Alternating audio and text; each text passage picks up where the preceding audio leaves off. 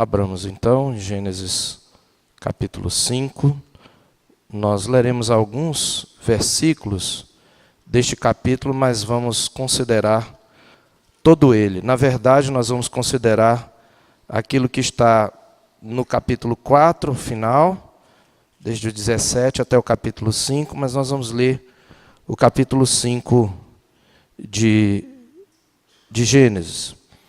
Este é o livro da genealogia de Adão. No dia em que Deus criou o homem, à semelhança de Deus o fez, homem e mulher os criou e os abençoou e lhes chamou pelo nome de Adão, no dia em que foram criados. Viveu Adão 130 anos e gerou um filho à sua semelhança, conforme a sua imagem, e lhe chamou Sete. Depois que gerou a Sete, viveu Adão 800 anos e teve filhos e filhas. Todos os dias da vida de Adão foram 930 anos e morreu. Sete viveu 105 anos e gerou a Enos. Depois que gerou a Enos, viveu Sete 807 anos e teve filhos e filhas. Todos os dias de Sete foram 912 anos e morreu. E Enos viveu 90 anos e gerou a Cainã. Depois que gerou a Cainã, viveu Enos 815 anos e teve filhos e filhas. Todos os dias de Enos foram 905 anos e morreu. Cainã viveu 70 anos e gerou a Maalalel. Depois que gerou a Maalalel, viveu Cainã 840 anos e teve filhos e filhas. Todos os dias de Cainã foram 910 anos e morreu. Maalalel viveu 65 anos e gerou a Jared. Depois que gerou a Jared, viveu Maalalel 830 anos e teve filhos e filhas. Todos os dias de Maalalel foram 895 anos e morreu. Jared viveu 162 anos e gerou a Enoque. Depois que gerou a Enoque, viveu Jared 800 anos e teve filhos e filhas. Todos os dias de Jared foram 962 anos e morreu. Enoque viveu 65 anos e gerou a Metusalém. Andou Enoque com Deus e depois que gerou a Metusalém, viveu 300 anos e teve filhos e filhas. Todos os dias de Enoque foram 365 anos. Andou Enoque com Deus e já não era, porque Deus o tomou para si. Metusalém viveu 187 anos e gerou a Lameque. Depois que gerou a Lameque, viveu Metusalém 782 anos e teve filhos e filhas. Todos os dias de Metusalém foram 969 anos e morreu. Lameque viveu 182 anos e gerou um filho. Pôs-lhe o nome de Noé, dizendo: Este nos consolará dos nossos trabalhos e das fadigas de nossas mãos nesta terra que o Senhor amaldiçoou. Gerou a Noé. Depois que gerou a Noé, viveu Lameque 595 anos e teve filhos e filhas. Todos os dias de Lameque foram 777 anos e morreu. Era Noé da idade de 500 anos e gerou a Sem, Cã e Jafé. Meus irmãos, sem dúvida alguma, eu diria que quase que todos nós, ou pelo menos a maioria de nós, não gosta muito de passar por genealogia, né? E tem até alguns que fazem uma leitura completa da Bíblia, às vezes até colocam na rede social, mas pularam a genealogia, né?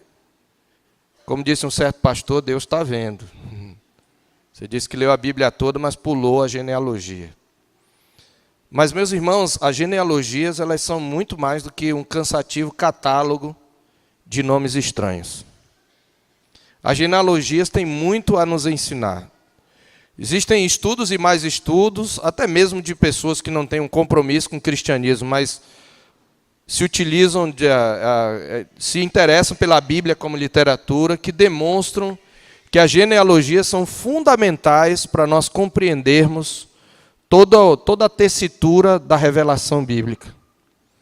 Para começar, as genealogias é que estabelecem a continuidade das linhagens, particularmente aquelas duas linhagens que se originam a partir da queda, acerca das quais Deus falou em Gênesis 3,15, uma linhagem, semente da mulher e uma semente da serpente. E especialmente a Bíblia chama a atenção para a linhagem messiânica, para a linhagem da mulher que suplantará e que vencerá a serpente para a nova humanidade no novo Adão. É por isso que em Gênesis, talvez mais do que qualquer outro livro, nós temos várias genealogias. Aliás, o que divide o livro de Gênesis são as genealogias. Como nós vimos desde a introdução, a palavra Toledot, que é traduzida aqui por genealogia, no verso 1, este é o livro da genealogia de Adão. Essa palavra Toledot no hebraico significa gerações. E tem várias traduções ao longo de Gênesis. Nós encontramos, por exemplo, no capítulo 2, no versículo 4, pela primeira vez. Esta é a gênese dos céus e da terra. É a palavra hebraica Toledot ali. Também no capítulo 5, nós vemos aqui, e nós vimos ainda, quando diz aqui na palavra do Senhor, no verso 9 do capítulo 6 de Gênesis, eis a história de Noé.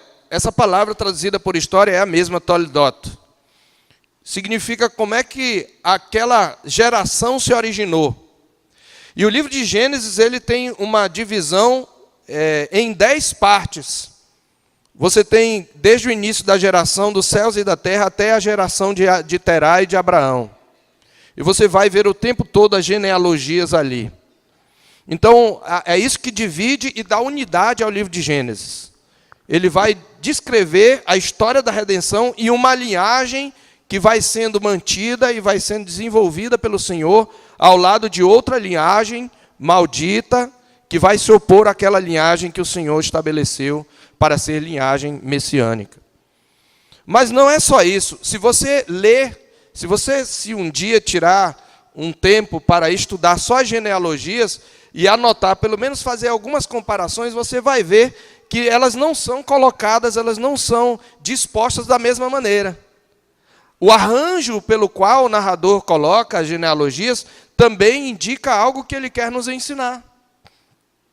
Nós podemos analisar aí mesmo 2 genealogias que aparecem e que demonstram 2 linhagens, né? A semente da serpente, que é a de Caim, e a semente da mulher, que é a de Sete. E nós vamos, utilizando as duas, meditar aqui sobre os lampejos da graça nas trevas do pecado. Esse é o título da nossa mensagem. Lampejos da graça nas trevas do pecado. Se você olhar a genealogia de Caim, verso 17, veja que diz que coabitou Caim com sua mulher, ela concebeu, deu à luz a Enoque, Caim edifica uma cidade, a Enoque nasceu-lhe Irade, Irade gerou a Meujael, Meujael a Metusael, Metusael a Lameque, e Lameque toma para si 2 esposas, e observe que nos filhos de Lameque existem pessoas que foram, vamos dizer, inventores ou criadores de tecnologia. De uma das mulheres, Ada, era Ada e Zilá, Ada deu à luz a Jabal, este foi o pai dos que habitam em tendas e possuem gado. Então, a pecuária nasceu aí. Depois ele diz que o nome do seu irmão era Jubal, este foi o pai de todos os que tocam harpa e flauta, desenvolvimento das artes, particularmente da música. Zilá, por sua vez, deu à luz a Tubal-Caim, artífice de todo instrumento cortante de bronze e de ferro, tecnologia de guerra. E, obviamente, de trabalho também, porque o instrumento cortante era para cortar as coisas, não é? E a irmã de Tubal-Caim foi Naamá. Então, o que você vê nessa genealogia menciona-se um filho e fala-se do que esse filho contribuiu para o progresso daquela cultura e daquela cidade. Já na genealogia de Adão, o que se repete fulano viveu tantos anos, gerou filhos e filhas. Depois que gerou fulano, que é o cabeça da sua descendência. Depois que gerou fulano, ele viveu mais tantos anos e gerou filhos e filhas. Isso é um refrão que vai se repetindo. Então, tudo isso tem um propósito que nós vamos ver exatamente ao analisar essa genealogia.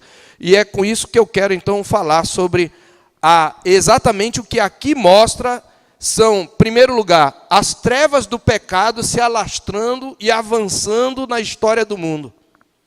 Mas, em segundo lugar, e mais importante, você vai ver a graça de Deus refreando o pecado e fazendo provisões para a vitória final sobre o pecado. Novamente você vai ver aqui a graça na velha aliança. Então, lampejos da graça nas trevas do pecado. O que nós vamos ver aqui, queridos, é que ambas as genealogias, tanto de Caim como de Adão, mas especialmente a de Adão por meio de Sete, elas refletem a verdade evangélica que está em Romanos 5, 20 e 21.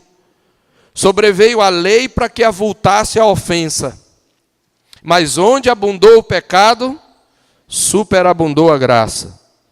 A fim de que, como o pecado reinou pela morte, nós vamos ver isso na genealogia, assim também reinasse a graça pela justiça para a vida eterna, mediante Jesus Cristo nosso Senhor. É esse ensino aqui que se cumpre, obviamente, na nova aliança, com a obra de Cristo, que nós vamos ver. É exatamente esse princípio.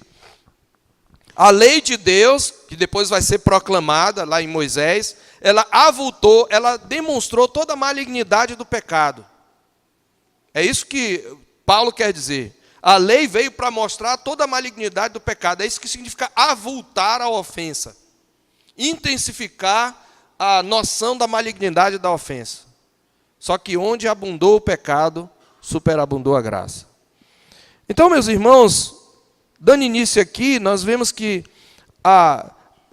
nós vamos dividir em duas grandes partes. Primeiro nós vamos ver as trevas do pecado. Então, esse é o primeiro ponto. E como é que essas trevas do pecado se manifestam? Você vai ver uma multiplicação e uma intensificação do pecado.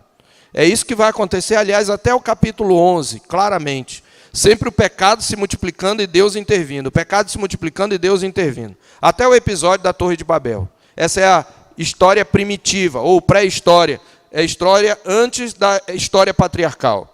E aí você vai ver os homens se multiplicando na terra, multiplicando-se a iniquidade e Deus intervindo com graça e com juízo. Certo? Então, o que nós vemos aqui? Primeiramente, a manifestação, e eu estou dividindo aqui numa divisão muito mais lógica, porque está tudo aqui misturado, a manifestação flagrante da malignidade do pecado. Tanto em Caim, especialmente na geração que veio de Caim, que é maldito, é declarado maldito, como nós vimos na semana passada, como na própria geração que veio de Adão. Nós vemos em ambas, cada uma, meus irmãos, em seu contexto específico, a influência, a malignidade e o crescimento, o alastramento do pecado. Então vamos subdividir na genealogia de Caim e na de Adão. O que nós vemos? Como é que nós vemos as trevas do pecado na genealogia de Caim? Primeiramente, quando você olha aí, nós temos que voltar para o capítulo 4, verso 17. Observe que Caim, quais são as palavras anteriores?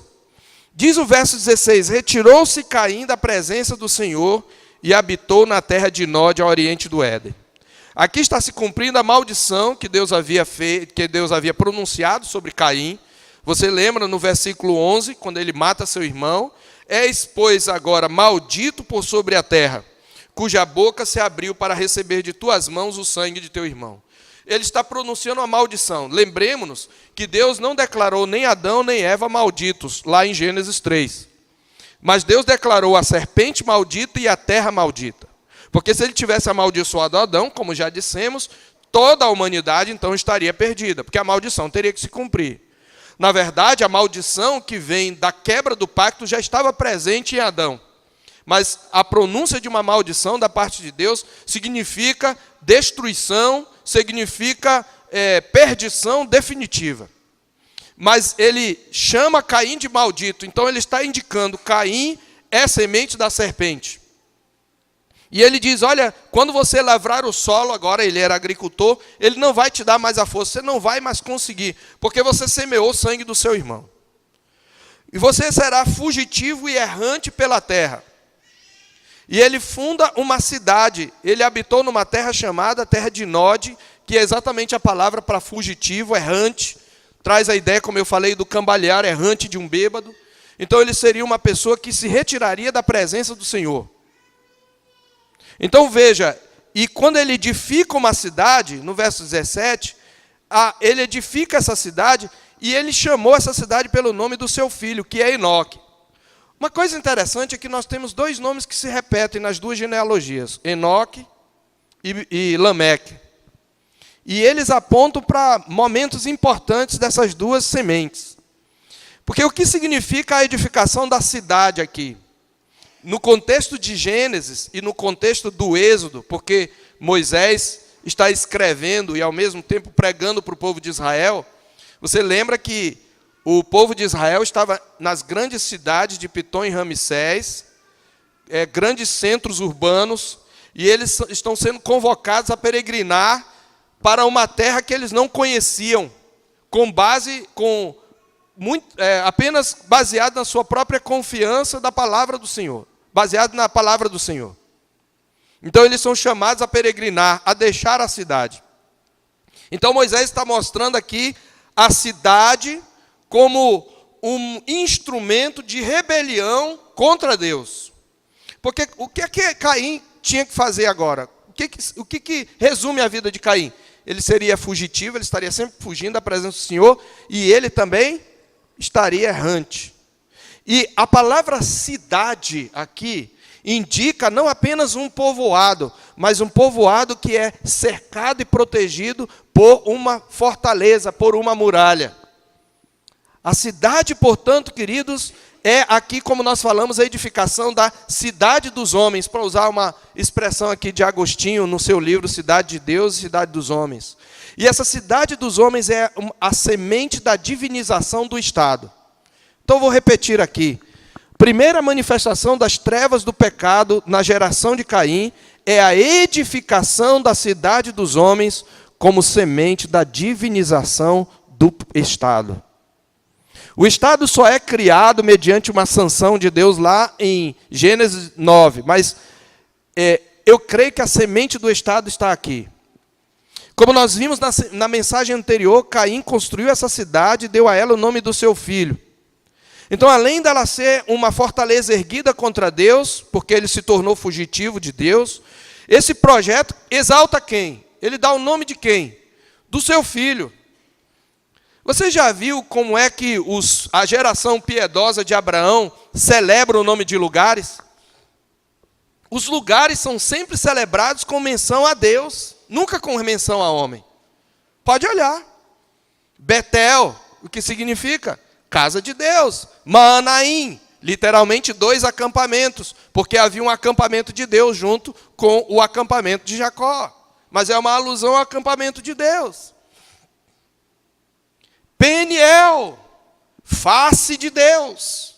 Então a geração piedosa, quando ela tem um projeto, quando ela inicia um projeto, ela dá glória a Deus. Mas a geração ímpia, ela quer glorificar o homem. E Caim aqui então constrói uma cidade e dá o nome do seu filho. Significa que além de ser uma fortaleza erguida contra Deus, o projeto objetivo é exaltar o homem em lugar do Criador. Dar o nome do seu filho à cidade ainda parece indicar mais do que isso. Indica o intuito de perpetuar sua semente. Ele quer que o seu filho seja o herdeiro de uma grande geração que possa dominar. Então, o que nós temos aqui, meus irmãos, é o projeto da cidade dos homens, como um projeto independente pelo qual eles procuram construir no mundo, um mundo próprio, e é o primeiro passo na divinização do Estado, que nós vamos ver claramente depois de Gênesis 9, lá com a Torre de Babel. É uma cidade distinta da cidade que Deus preparou, a cidade que tem fundamentos, da qual Deus é o arquiteto e edificador, que é chamada de Nova Jerusalém. Se você observar, fazendo uma comparação com a cidade de Caim, é por isso que Abraão ele recusa-se a cidade, ele sai de Ur dos Caldeus mais tarde, que é um grande centro também da antiguidade, da Mesopotâmia. Ele sai da grande Babilônia e ele vai para uma terra que Deus ainda vai mostrar, e ele peregrina naquela terra. Veja, é isso que acontece. Lá na frente, mais na frente, Jó deixa a companhia de Abraão, encantado pela sedução da cidade de Sodoma. Então, o tempo todo, especialmente em Gênesis, você vai ver esse conflito entre o peregrino e a cidade, que é um sinal de uma falsa estabilidade. De modo que, quando Caim edifica uma cidade, você deve lembrar, a próxima vez que cidade é citada é Gênesis 11. Façamos para nós uma cidade, uma torre, cujo tope chega até o céu. Chegaremos lá na exposição de Gênesis. O fracasso da religião de Babel. Então, meus irmãos, o que nós temos aqui é uma manifestação do recrudescimento, do alastramento do pecado no mundo. Uma cidade é construída para divinizar o homem e, consequentemente, o Estado. Veja, meus irmãos, é muito diferente daquilo que em Hebreus capítulo 11, eu quero que você abra lá, porque você vai deixar marcado lá no capítulo 11 de Hebreus, deixe marcado lá porque nós voltaremos para Hebreus 11. Você vai olhar mais tarde Abraão peregrinando, no verso 8 de Hebreus 11. Pela fé, Abraão, quando chamado, obedeceu, a fim de ir para um lugar que devia receber por herança. E partiu sem saber aonde ia. Pela fé peregrinou na terra da promessa, como em terra alheia, habitando em tendas com Isaque e Jacó, herdeiros com ele da mesma promessa. Por quê? Porque aguardava a cidade que tem fundamentos, da qual Deus é o arquiteto e edificador. Há uma cidade preparada por Deus. O fim de tudo não é no jardim. Nós não vamos voltar para o jardim, mas é para a cidade.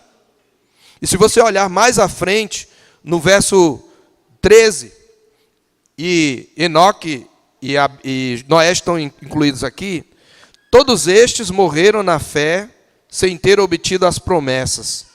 Vendo-as, porém, de longe, saudando-as, e confessando que eram estrangeiros e peregrinos na terra. Porque os que falam desse modo, manifestam estar procurando uma pátria. E se na verdade se lembrassem daquela de onde saíram, teriam oportunidade de voltar. Mas agora aspiram a uma pátria superior, isto é, celestial. Por isso Deus não se envergonha deles, de ser chamado seu Deus, porquanto lhes preparou uma cidade.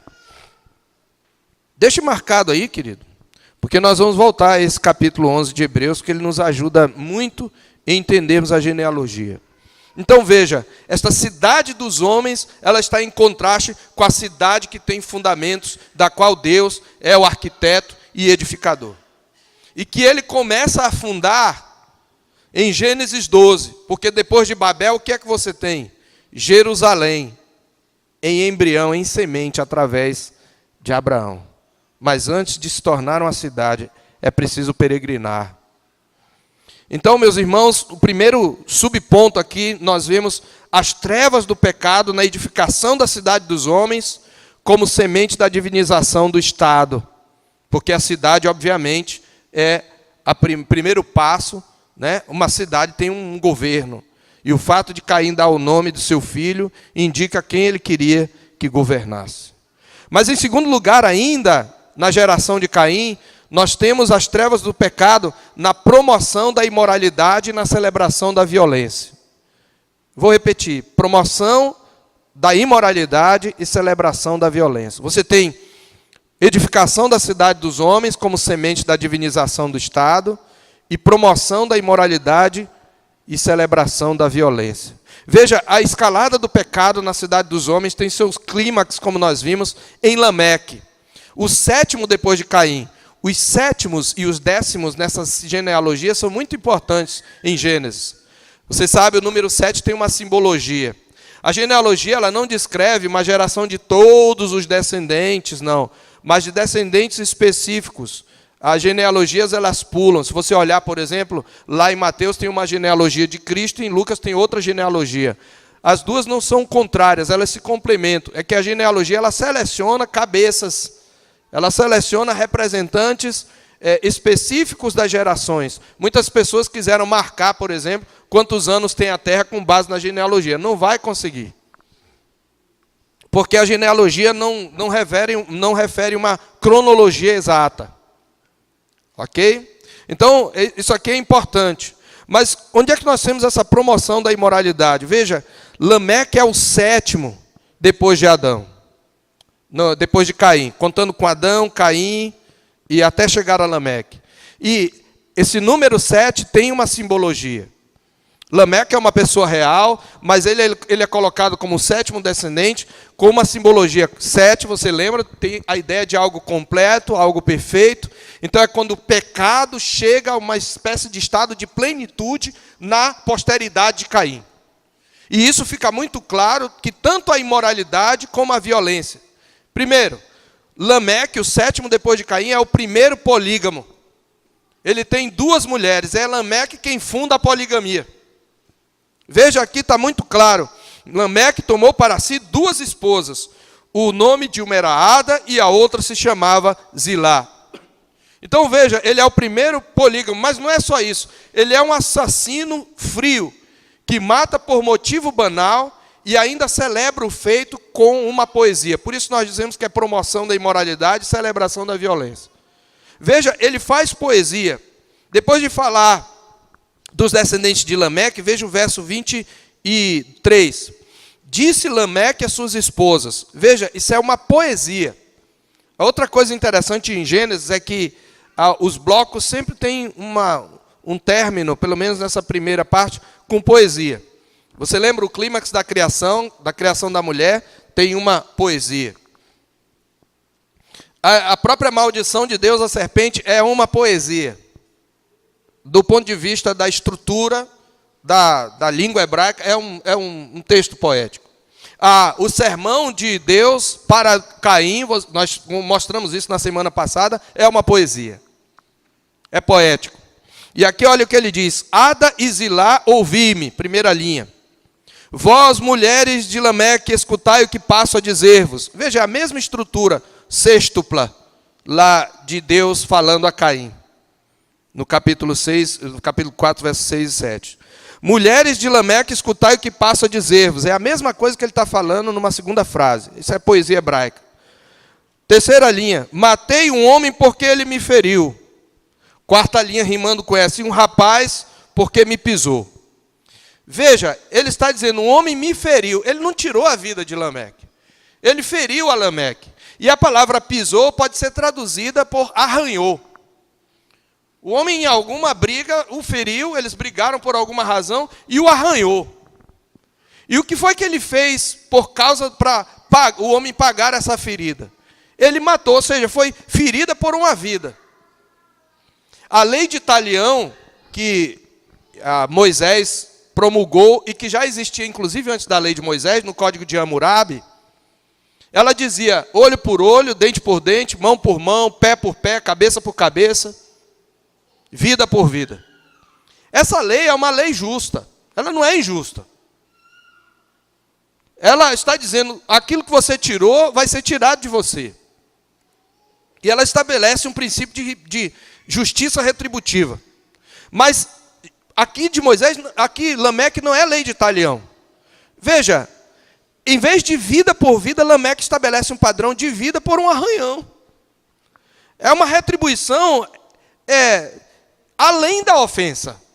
Ora, o sujeito me feriu, além de tomar a vingança com as próprias mãos, certo? Além de tomar a vingança com as próprias mãos, coisas que não é para nós fazermos, porque lá em Gênesis 9, Deus vai estabelecer o estado, quando ele diz, se alguém derramar o sangue do homem, pelo homem se derramará o seu. Quando a gente chegar em Gênesis 9, a gente vai entender.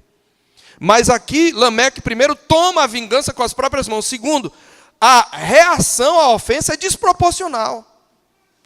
Mas não tem só isso. Ele estabelece um padrão de retribuição injusto. Porque olha o que ele diz. Ele refere-se a Caim. É o último verso da poesia. 7 vezes se tomará a vingança de Caim. De Lameque, porém, 70 vezes 7.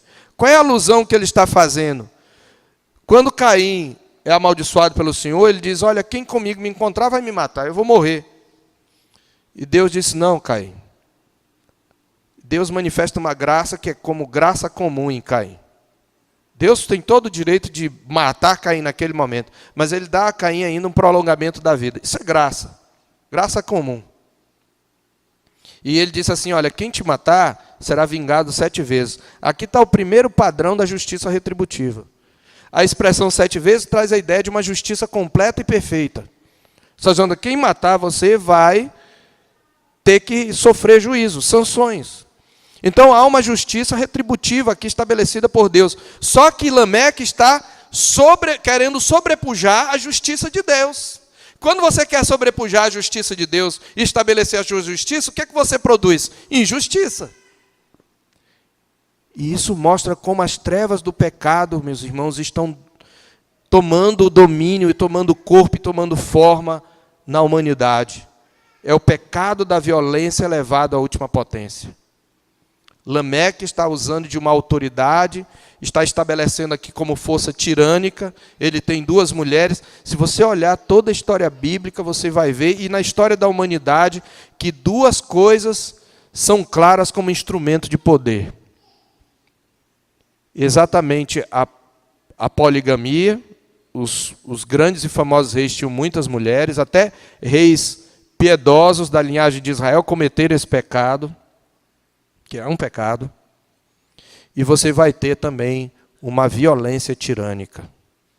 Então veja, na genealogia de Caim, nós vemos as trevas do pecado, na edificação da cidade dos homens, como semente da divinização do Estado, e na promoção da imoralidade e celebração da violência, porque a poesia, ela celebra a violência. Mas eu quero ainda demonstrar, dentro das trevas do pecado, na genealogia de Adão também. O que é que nós vemos na genealogia de Adão como manifestação das trevas do pecado? Primeiro, agora indo para o capítulo 4, nós temos um ciclo de morte frustrando o trabalho de gerar filhos. Vou repetir. Um ciclo de morte que frustra o trabalho de gerar filhos. Esse é o refrão da genealogia de Adão. Olhe, viveu Adão 130 anos, verso 3, e gerou um filho. E é interessante, a sua imagem e conforme a sua semelhança. A sua semelhança e conforme a sua imagem. Olha a indicação aqui, é interessante, porque no verso 1, depois da história de Caim, é repetida a palavra criacional. No dia em que Deus criou o homem, a semelhança de Deus fez. E quando Adão ele gera filhos à sua imagem e semelhança. De certa maneira, ele está repetindo o ato criador de Deus, refletindo a imagem de Deus. Só que tem um problema. É que na imagem e semelhança de Adão, o pecado está presente. E aí diz que quando ele tem esse filho, ele viveu 800 anos. Não devemos ser incrédulos quanto a isso aqui, é literal. Se você olhar escritos antigos, como algumas listas, por exemplo, do próprio Antigo Oriente Médio, você vai verificar que existiam listas de reis que viviam muitos anos. E dessas listas, a da Bíblia, da genealogia de Adão, em capítulo 5 de Gênesis, é a mais sóbria. Porque tem algumas genealogias onde homens viveram 18 mil anos, por exemplo. A de Gênesis é a mais sóbria dessas listas antigas. E nós estamos, então, num período em que o pecado ainda não atingiu de todo a natureza. Essa proliferação do pecado ela é progressiva. Você está no momento imediatamente posterior ao Éden. O clima, o ambiente, doenças não tinham se proliferado. Então, a longevidade, e existem estudos, não tenho tempo para mostrar aqui, estudos inclusive genéticos que demonstram a possibilidade de homens anteriormente terem vivido muitos anos, por conta de todas as condições. E não só vivido, mas tido um vigor. Mas o que é mais interessante é que a morte frustra tudo. Ele teve filhos e filhas, e o tempo todo viveu fulano tantos anos e gerou cicrano. Depois que gerou cicrano, viveu tantos anos, teve filhos e filhas. Todos os dias da vida de fulano foram tantos e morreu. O tempo todo isto se repete. Não é acidental, queridos. Olhe outras genealogias. Você não vai ver isso. Fulano gerou a cicrano, que gerou Beltrano, que gerou...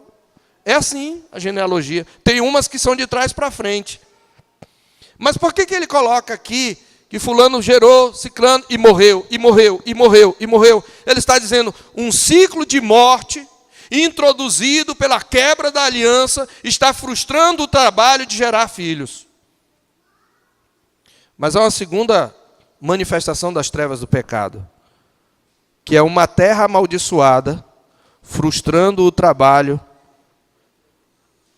das mãos, frustrando o trabalho com fadigas das mãos. Uma terra amaldiçoada, frustrando o trabalho com fadiga das mãos. Onde é que isso entra? Onde é que isso é demonstrado? No versículo 29. Noé é o 10º depois de Adão, pela linhagem de Sete. E quando Lameque tem um filho, ele o chama de Noé. Aqui a genealogia dá um break. Na verdade, há duas interrupções do ritmo da genealogia, e nós vamos entender por que já, quando a gente falar de graça. Mas um deles é aqui. Veja, Noé viveu 182 anos, Lameque viveu 182 anos. Pelo refrão, pela repetição, o que deveria ser? Como é que deveria ser? Como é que nós deveríamos esperar? Lameque viveu 182 anos e gerou a Noé. Depois que gerou a Noé, Lameque... Mas não tem isso, tem uma interrupção do ritmo, tem um propósito aqui. Diz, ele viveu 182 anos e gerou um filho, e lhe chamou Noé. E o que significa Noé? Ele mais ou menos diz o significado. Os nomes não eram dados por etimologia, eram dados por assonância, principalmente. Etimologia é quando você tem a raiz de uma palavra e essa raiz da palavra tem vários derivados. Assonância é quando você usa o mesmo tipo de som, mesmo que a palavra não tenha o mesmo significado exato. Por que eu estou dizendo isso? É interessante que a palavra noar significa descanso. Mas Lameque atrela a palavra consolo. Este nos consolará. A palavra noar é descanso, mas ele usa o verbo hebraico inahem, que significa consolo. Na verdade, as duas coisas. Veja, ele diz, este nos consolará. Alguma coisa Deus mostra para Lameque. Ele olha para Noé e diz, este homem aqui vai trazer uma nova geração, ele vai trazer descanso. Ele representa o descanso de Deus e o consolo de Deus nesta terra. Ele nos consolará dos nossos trabalhos e de quê? Das fadigas das nossas mãos, nesta terra que o Senhor amaldiçoou. Há aqui uma clara alusão que nós devemos ligar a Gênesis 3,17. Visto que isto fizeste, que ouviste a voz da tua mulher, maldita é a terra por tua causa. Lameque está olhando para a maldição de Gênesis. Não só isso, quando ele diz em fadigas, é a mesma expressão, é a mesma raiz.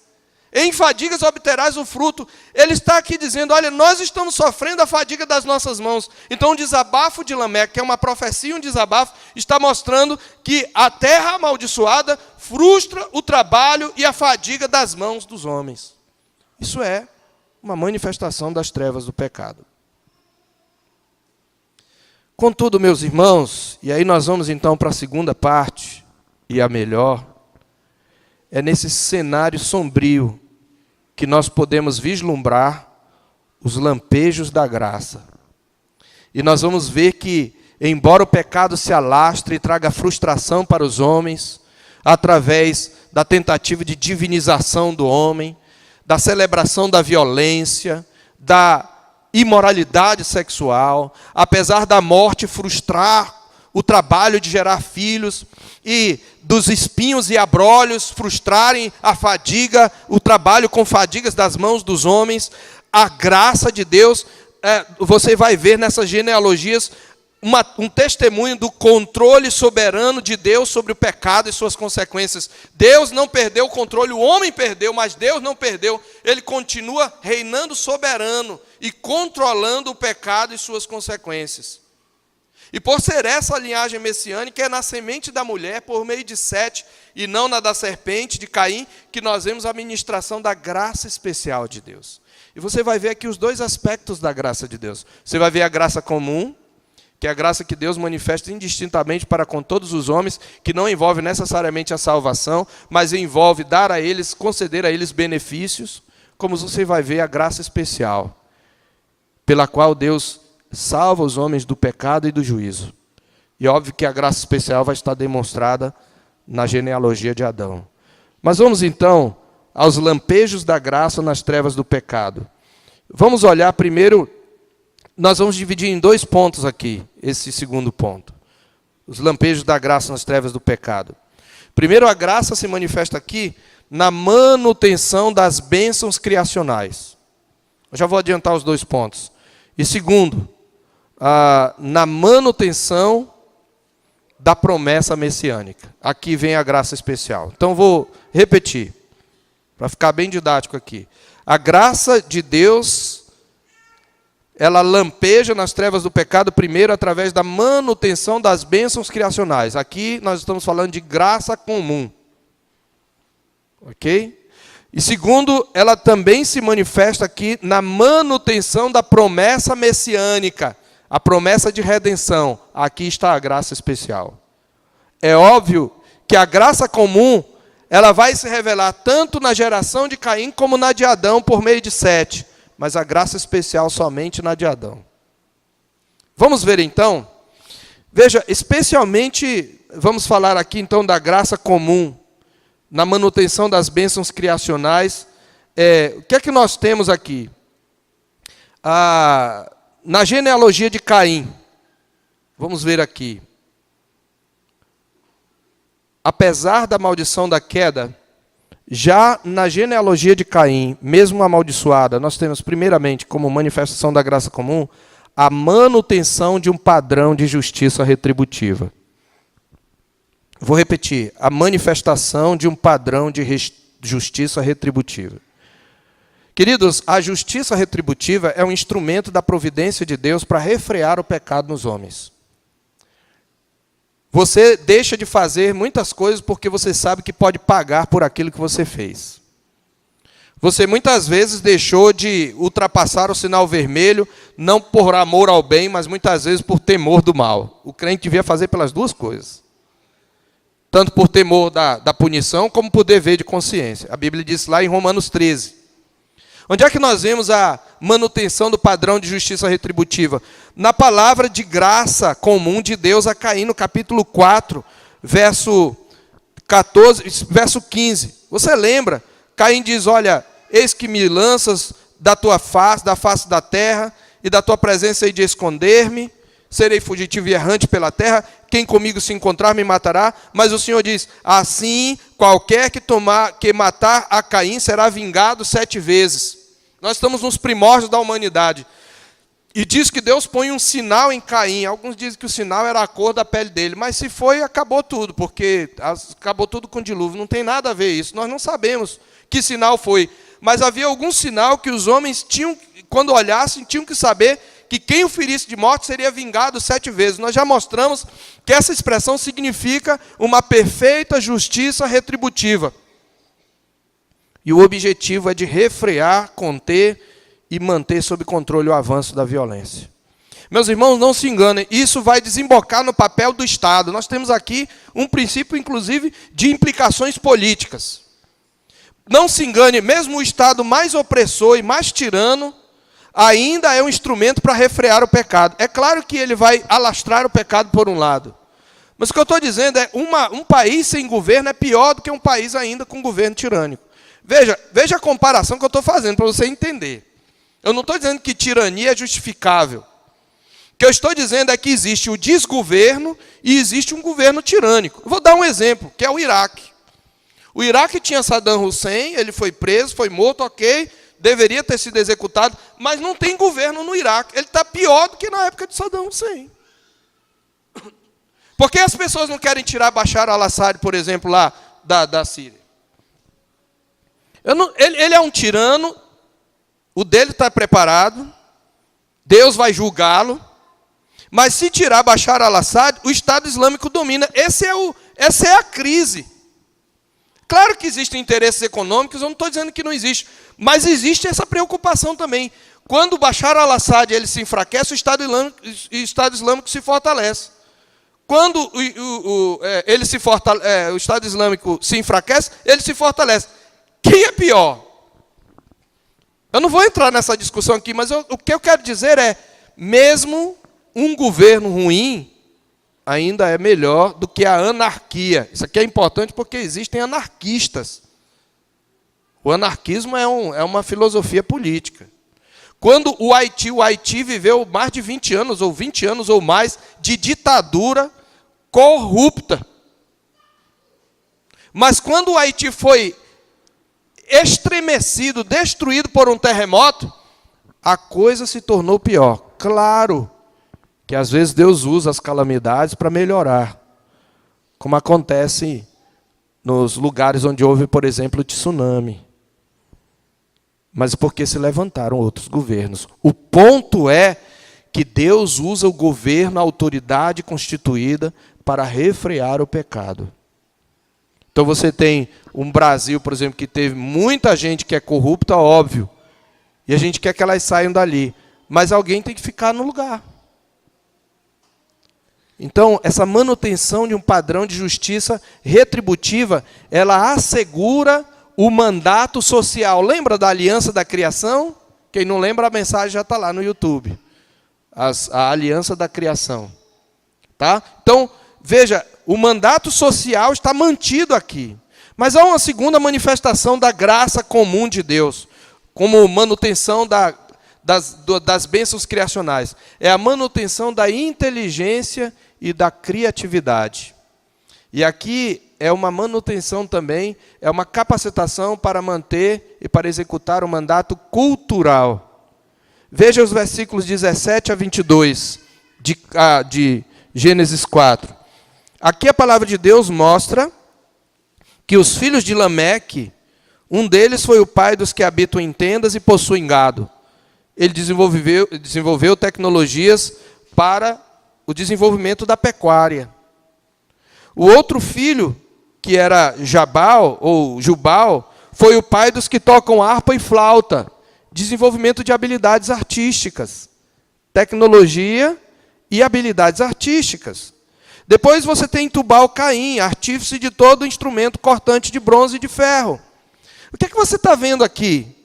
Você está vendo que até mesmo, e especialmente, a maldita geração de Caim pode desenvolver ciência e tecnologia e excelência artística, cumprindo o mandato cultural. O que é isso, irmãos? Graça comum, mantendo os mandatos. Parece que se comprova aqui, inclusive, aquela observação de Jesus em Lucas 16:8, que diz que os filhos do mundo são mais hábeis na sua própria geração do que os filhos da luz. Porque os filhos de Caim é que desenvolvem ciência e tecnologia em especial. Não é que os filhos de Adão, por meio de Sete, não vão desenvolver, mas especialmente se enfatiza aqui. E essa graça comum, ela é multiforme, veja, instrumento cortante de bronze e de ferro, todo instrumento cortante de bronze e de ferro, criação de gado, harpa e flauta, música. Por causa da graça comum, multiforme, mesmo numa geração ímpia, há progresso e desenvolvimento. E nós não devemos lamentar. O progresso é bom, o desenvolvimento é bom. É bênção de Deus. Isso é graça. Mesmo sobre aqueles que nunca serão salvos. Porque eles não merecem isso. Deus poderia destruir a terra. Mas Ele resolve promover o desenvolvimento da civilização. Então, nós temos a manutenção de um padrão de justiça retributiva, a manutenção da inteligência e criatividade, mandato social e cultural. Mas, olhando agora para a geração de Adão, no capítulo 5, nós temos a manutenção da capacidade reprodutiva e o prolongamento da vida. Manutenção da capacidade reprodutiva, tanto para Caim como para Adão, e o prolongamento da vida. É isso que é enfatizado na genealogia de Adão. Fulano teve muitos anos, teve filhos e filhas, teve filhos e filhas, teve filhos e filhas. Então, gerar filhos, constituir famílias, capacita os homens a cumprir o mandato social também. Na verdade, isso é fundamental. E a espantosa longevidade e vigor físico lhes proporcionou a potencialização da multiplicação populacional. A curva, chamada curva demográfica, está melhorando a cada dia. Aliás, esse medo que as pessoas têm de superpopulação é uma falácia muito grande para promover o controle social. Mas eu não vou entrar nessa discussão aqui. O próprio Brasil está envelhecendo. Crescer e multiplicar é bênção. E é o que você vai ter aqui. E que essa longevidade, veja, Adão viveu 130 anos, e ele tinha 130 anos quando gerou Sete. Não é que ele viveu muito só, ele tinha vigor físico, capacidade de gerar filhos. Deus está multiplicando, o crescer e multiplicar-vos. Lembra lá? Gênesis 1, 27 e 28. E disse, lhes abençoou, os abençoou e lhes disse: crescei e multiplicai-vos. Qual é a bênção? Crescei e multiplicai-vos. Qual é a bênção, maridos e mulheres? Crescei e multiplicai-vos. Isso é bênção, não é maldição. E o que é que está acontecendo aqui? Multiplicação, longevidade, vigor físico. Isso é bênção. E que isto era bênção, fica claro no fato de que a partir da geração já diluviana, que é a geração de Noé, a longevidade é tirada da humanidade como sanção adicional do juízo e da restrição divina sobre o pecado. Veja o capítulo 6, que fala que, vendo os filhos de Deus, no verso 2, que as filhas dos homens eram formosas, tomaram para si mulheres as que mais lhes agradaram. Então disse o Senhor: meu espírito não agirá para sempre no homem, pois este é carnal, e os seus dias serão 120 anos. Deus sanciona um juízo. E a partir dali, a idade vai ficar oscilando. É claro que vai haver exceções. Abraão viveu ainda 175 anos, mas vai gerar em torno disso. É claramente uma bênção que depois Deus vai tirar. Mas, meus irmãos, nós temos então, em segundo lugar, dentro dos lampejos da graça, o que é mais importante ainda, que é a manutenção da promessa messiânica. E a promessa messiânica, ela é uma manifestação da graça especial de Deus. Aquela promessa de Gênesis 3,15, de que Deus iria redimir a humanidade por meio de um representante da mulher que pisaria a cabeça da serpente. E é especialmente na genealogia de Adão que nós vemos destacadas as provisões para as bênçãos espirituais que asseguraram a obra redentora, a graça especial. Em 3 momentos vemos esses lampejos da graça especial a nos chamar a atenção para o proto-evangelho de Gênesis 3,15. Primeiro, dentro da manutenção da promessa messiânica, que é o nosso outro ponto. Primeiro, o surgimento de uma geração piedosa por meio da semente messiânica. Vou repetir: surgimento de uma geração piedosa por meio da semente messiânica. Veja, já no prólogo ou na conclusão da história de Caim e início da de Adão, você vai ter nessa transição para a genealogia de Adão uma nota de esperança no fim da história de Caim e o prólogo da história de Adão, no capítulo 4, 25 e 26. Depois que Caim matou Abel, que Eva vai reconhecer que era a semente santa, diz que tornou Adão a coabitar com sua mulher, ela deu à luz um filho a quem pôs o nome de Sete, porque disse ela: Deus me deu outro descendente, no hebraico é outra semente, em lugar de Abel. Ele é que era a divina semente, eu não sabia. E ele foi morto pela semente da serpente. Mas Deus me deu outra semente em lugar de Abel, que Caim matou. E diz que a Sete, a palavra Sete significa o apontado, o designado. Deus designou este. Este é semente divina. E a Sete nasceu-lhe um filho, ao qual pôs o nome de Enos. E o que aconteceu na geração de Enos? Daí se começou a invocar o nome do Senhor. Aleluia. Nasceu uma geração de piedosos que invocavam o nome do Senhor. Você lembra? Essa expressão vai ser depois uma expressão chave. Todo que invocar o nome do Senhor será salvo. E isso se aplica a Jesus lá em Romanos capítulo 10, verso 9. Aí se começou a crer nas promessas. Aí se começou a andar com Deus. O surgimento dessa geração piedosa que começa a invocar por meio da semente messiânica. Mas a genealogia de Adão tem mais, tem um lampejo ainda mais forte. É o que eu chamo de vitória sobre a morte por meio da semente messiânica. É o segundo subponto. Você tem vitória sobre a morte por meio da semente messiânica. E aqui eu quero chamar a atenção para o ritmo. Observe o ritmo da narrativa. Fulano viveu tantos anos, gerou a Cicrano, e depois que gerou a Cicrano, viveu tantos anos, teve filhos e filhas e morreu. O tempo todo é isso, e morreu. Teve um filho, viveu mais anos, teve outros filhos e filhas, muitos filhos, e morreu. E morreu. Em 2 lugares, a genealogia quebra o seu ritmo. Em qual lugar? No 7º depois de Adão, Enoque. Observe aí. Depois de ficar repetindo o tempo todo, diz assim, no verso 21. Enoque viveu 65 anos e gerou a Metusalém. Aí, em vez de dizer, depois que gerou a Metusalém, não, entra com uma observação importante. Andou Enoque com Deus. Enoque faz parte da geração piedosa. Depois que gerou a Metusalém, viveu 300 anos, ele viveu pouquinho e teve filhos e filhas. O que é que deveria dizer? Todos os dias de Enoque foram 305 anos Mas não é o que acontece. Veja a quebra do ritmo.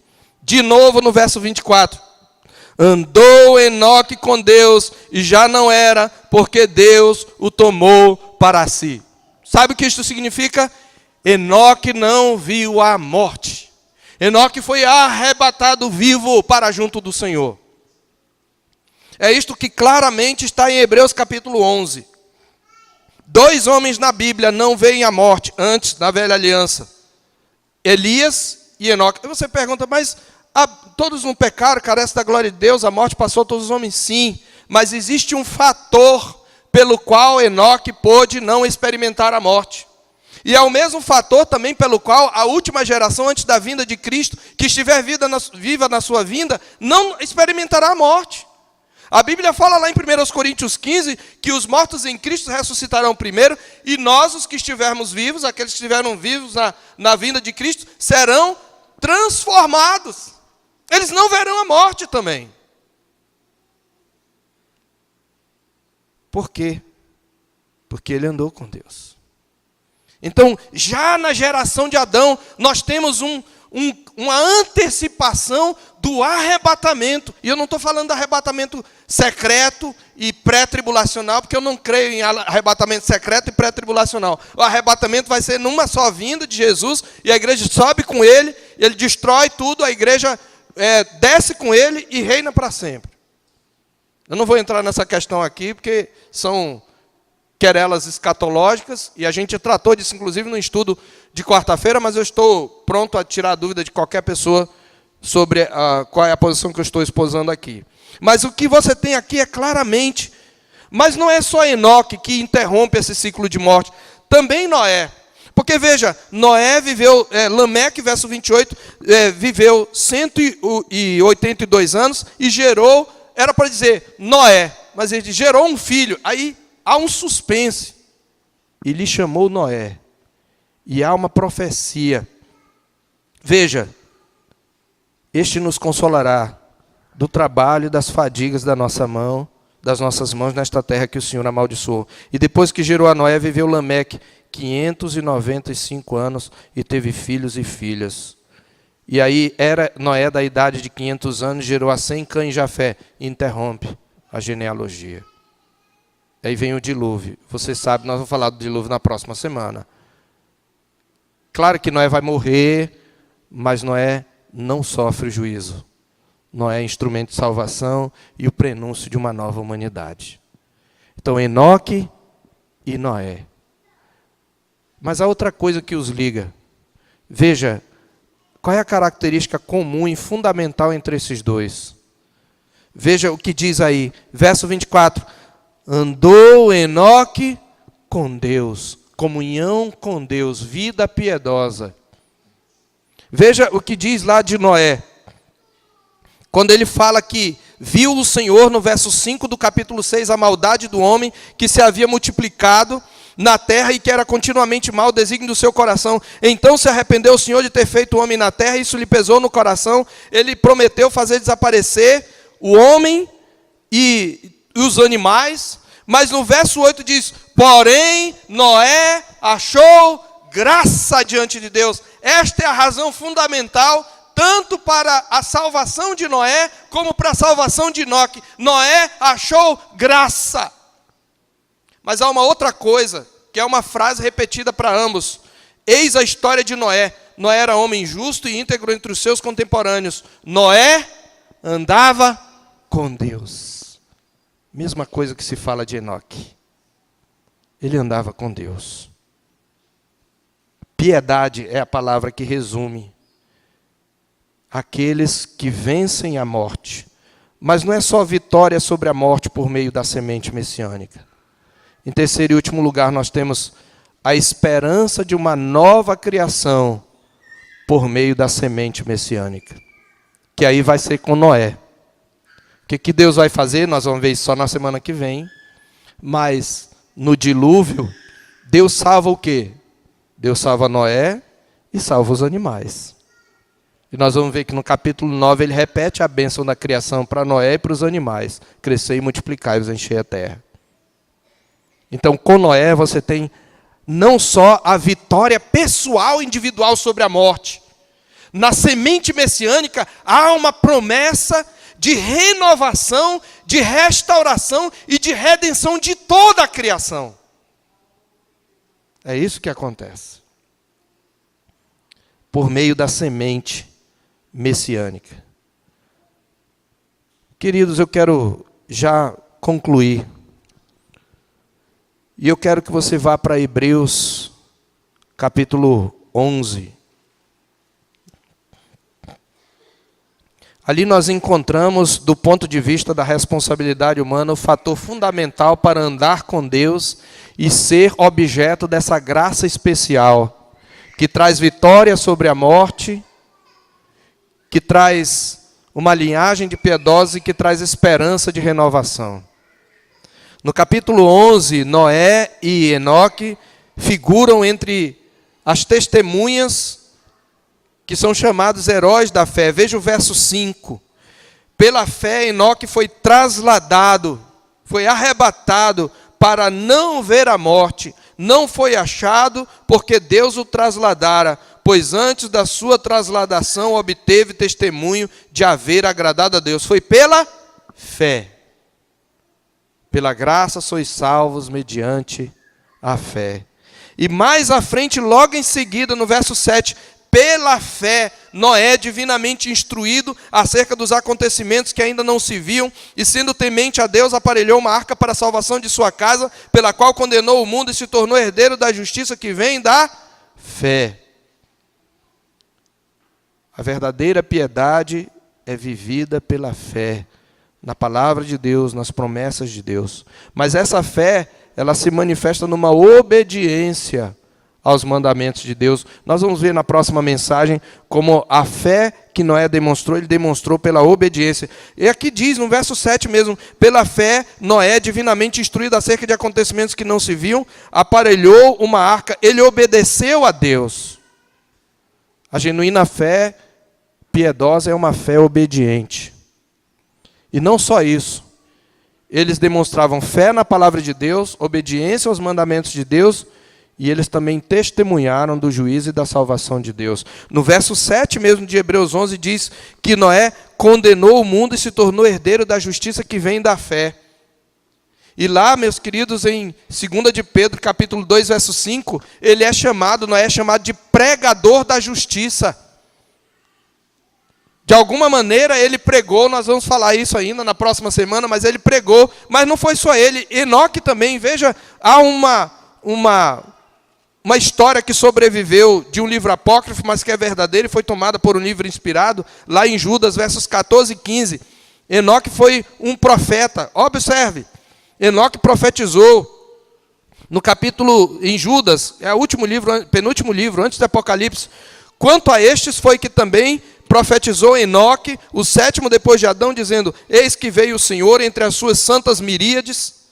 Veja, miríades aqui são os milhares de anjos, seus exércitos, para exercer juízo contra todos e para fazer convictos todos os ímpios, acerca de todas as obras ímpias que impiamente praticaram e acerca de todas as palavras insolentes que ímpios pecadores proferiram contra ele. Enoque profetizou o juízo de Deus e o dia do Senhor, que se cumpre provisoriamente no dilúvio. mas que aponta para o dia final, porque Pedro está aplicando aqui, Judas está aplicando ao dia final. Então, os dois acharam graça diante de Deus, os dois confiaram na palavra de Deus, foram justificados pela fé, os dois obedeceram os mandamentos de Deus, e os dois testemunharam o juízo e a salvação de Deus. Agora, queridos, todos estes foram testemunhas da fé, mas eles apontam para alguém, e é com isso que eu quero concluir no capítulo 12 de Hebreus. Depois de citar todos esses homens, além de Enoque e Noé, ele diz: portanto, também nós, visto que temos a rodear-nos tão grande nuvem de testemunhas, nós também, ele está dizendo, nós também hoje vivemos uma peregrinação, nós também temos promessas. E essas pessoas que viveram no passado e pela sua fé testemunharam da graça salvadora de Deus, são testemunhas. E ele está usando aqui a figura da torcida que fica no estádio, torcendo.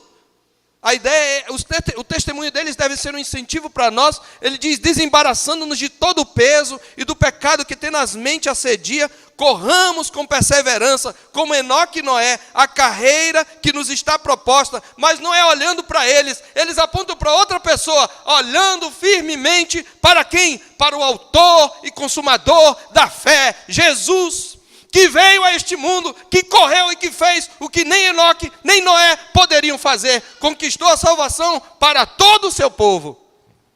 E em troca da alegria que estava proposta, suportou a cruz, não fazendo caso da ignomínia, está sentado à destra de Deus. Aleluia! Enoque e Noé apontavam para Cristo. É só por meio de Cristo que você pode herdar essas promessas. E para ficar claro isso, Lucas nos deixa claro, é o último texto que eu quero ler, no seu evangelho. Veja a genealogia de Cristo conforme Lucas, ela é diferente da de Mateus, porque Mateus quer mostrar que Jesus é da linhagem messiânica, mas Lucas quer demonstrar outra coisa. Genealogia de Cristo, no capítulo 3, verso 23. Ora, tinha Jesus cerca de 30 anos a começar seu ministério. Veja a genealogia de trás para frente.